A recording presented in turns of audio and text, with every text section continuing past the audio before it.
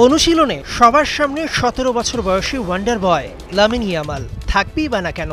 বার্সার জার্সিতে আজ রাতে ইউসিএলের প্রথম সেমিফাইনালে ইন্টার মিলানের বিপক্ষে ম্যাচটি জেতার শততম মাইল ফলক স্পর্শ করার ম্যাচ।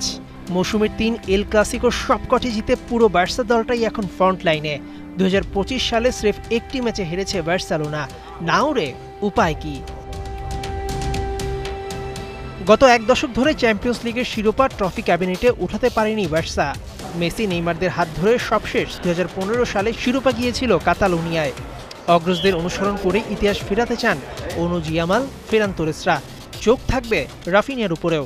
দুজনেই যে ব্যালন ডিওর জয়ের দৌড়ে এগিয়ে আছেন। ব্যক্তিগত স্বার্থ টপকে সবার আগে দলগত ট্রেবলের হাতছানি। চাপ অনেক আগেই তা বাড়িতে রেখে এসেছি। আমি চাপ অনুভব করি না, কেবল মনে হয় আমাকে মুহূর্তটি উপভোগ করতে হবে এবং আমার সর্বোচ্চটা দিতে হবে, এইটুকুই।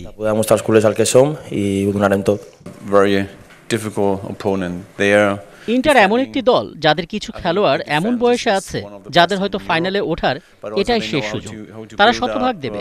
চ্যাম্পিয়ন্স লিগ ইন্টারের জন্য একটা শিরোপা জয়ের বড় সুযোগ। আমাদের মতোই তারা ফাইনাল থেকে ২ ম্যাচ দূরে আছে।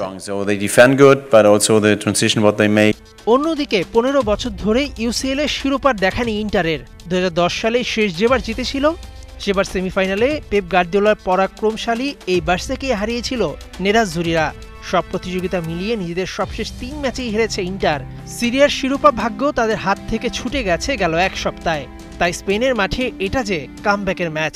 মেসির উত্তরসূরি ইয়ামাল নাকি মেসির সতীর্থ লাউতারো মার্তিনেজ? স্তাদিও অলিম্পিক লুইস কোম্পানিতে আজ রাতটাকার উত্তর বলে দেবে সময়।